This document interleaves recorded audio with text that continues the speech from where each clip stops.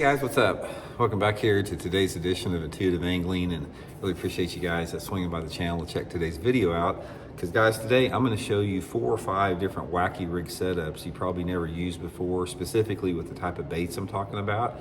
And I sort of wanted to do like a spring primer on wacky rig fishing, because it's not going to be much longer, guys, about another month or two, and we're going to be into prime wacky rig season. So we're going to get you guys set up and get you guys some good tips and information on today's video. Also, guys, a couple quick housekeeping tips wanted to remind you about. I'd like to invite everybody to please swing by Tackle Warehouse and check out my Blaukat's Corner page. This is a page I have on Tackle Warehouse where every month I list the top baits for the month with a correlating video. So I'll link that in the description. And also, guys, check out the new merchandise here, the Intuitive Angling t-shirts. Guys, these t-shirts here, we got merchandise with hoodies, we got hats, we got long sleeve t-shirt, short sleeve, just sweatshirts. And this is like the real beefy type of material. A lot of those t-shirts you get when you order online, they're like paper thin. But guys, these t-shirts here, right here from the Intuitive Angling t-shirts, super beefy. I think you guys will like them. So you can see them in my store right there. When you click on the video, the little thing that says store at the bottom, you guys can get them there. So appreciate that. And also, guys, the price on those things, YouTube sets that price. I don't set those prices, so we just get a commission off of anything that's sold. So I don't have anything to do with the price that they sell those shirts for on there. So I appreciate that, guys. Okay, wacky rigs, guys. Let's talk a little bit about them. This is going to be a pretty detailed little tutorial here. Wacky rigs are freaking deadly. If you haven't fished wacky rigs, and you guys know that have fished them, they are one of the most incredible bass catching lures of all time. It's a subtle bait, it's natural, it catches big ones, it catches lots of fish. It's like, I put a wacky rig definitely in the top 5 of the current best bass fishing lures that there are right now. So if you haven't fished a wacky rig, now's the time to get started in it. So what I'm gonna do, guys, I'm gonna show you, I've got 4 different baits that I use in wacky rigs. And I'm gonna show you guys how I rig them up, show you guys and talk a little bit about when I use each one, talk a little bit about the equipment and the type of areas to fish it in. Okay, the first thing that I wanna talk about, I wanna say in a wacky rig is, guys, a lot of people, when they rig a wacky rig, they've got those little collars, those little rubber collars that they slide over them.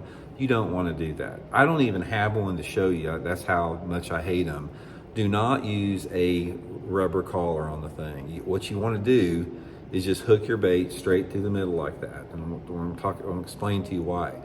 Okay, if you have a collar in there, number one, the collar is visible. A wacky rig is a clear water bait for the most time, and these fish study that wacky rig. And that collar, a lot of times, is super visible. It does not look natural. And when you have a collar on, you hook your hook like that. So the wacky rig falls through the water like this, and you're not in position to get a good hook set. If you rig your bait like this, just take it straight through the middle, the bait will fall just like this. You got the hook riding up in perfect position. When that fish comes up and grabs it, you set the hook, it gets them right in the roof of the mouth. If you have collars on your wacky rigs, or if you're one of the guys that uses collars, throw them away. All of the expert, I'm talking about the expert wacky riggers like John Cox, they don't use the collars. They take it and they hook it straight through the middle like that. Looks more natural in the water, falls more natural, better hookups. And you're not gonna lose that many. It's like a lot of people use the collars because they think they're gonna throw off you don't lose that many at all.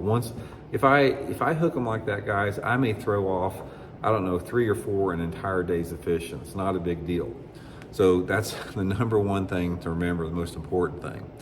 The next thing with it, guys, is the hook. The hook is incredibly important. And I've learned this the hard way. I actually learned about this hook from, my friend David Dudley, who's, in my opinion, is probably the best wacky rigger on the planet. A lot of people that use wacky rigs use those little octopus type hooks and little short shank round ones. You don't want to do that, guys.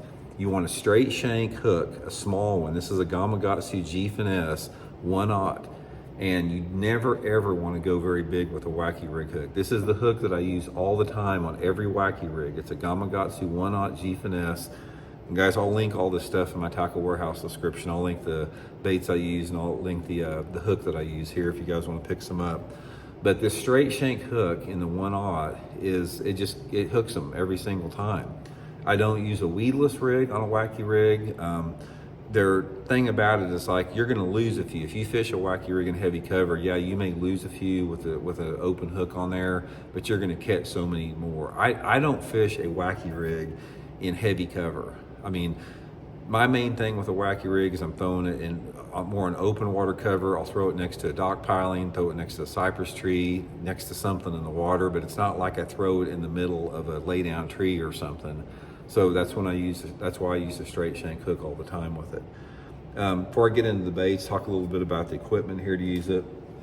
Obviously, this is a spinning rod deal. You always want to use a Wacky rig on a spinning rod.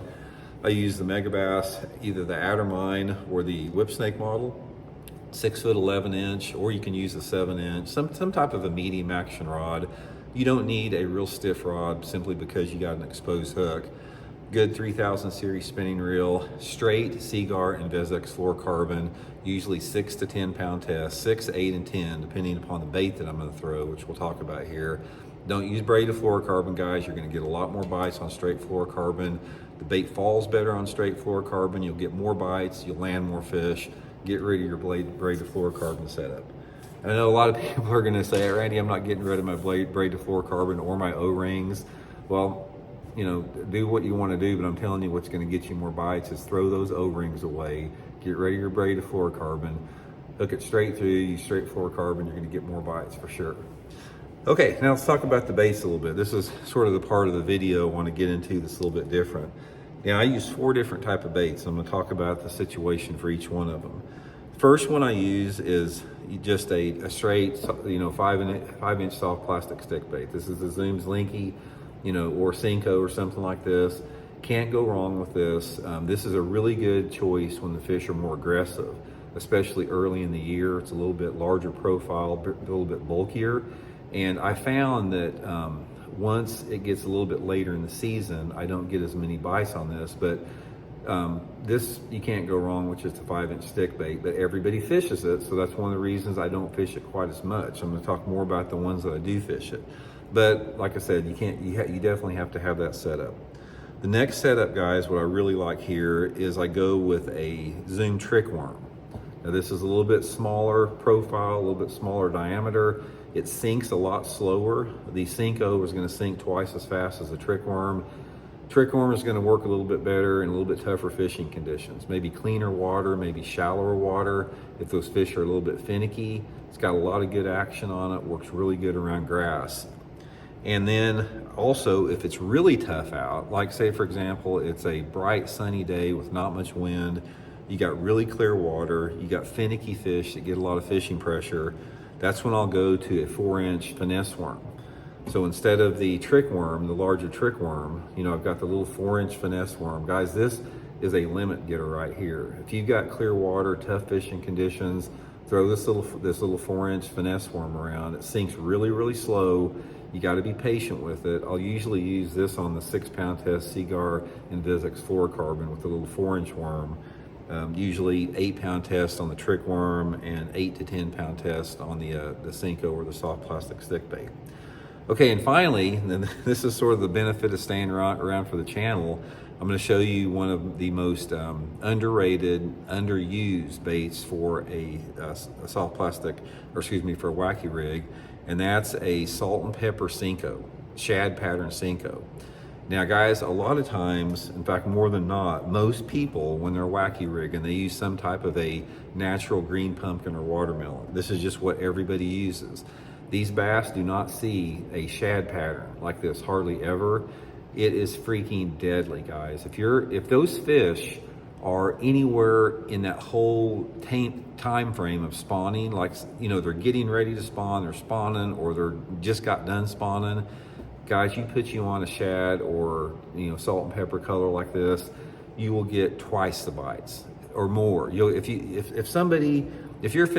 guys are fishing like this in the spring and some dude is fishing just a watermelon or green pumpkin, and if he catches 10 in a day, you're going to catch 20 or 30 on this one right here.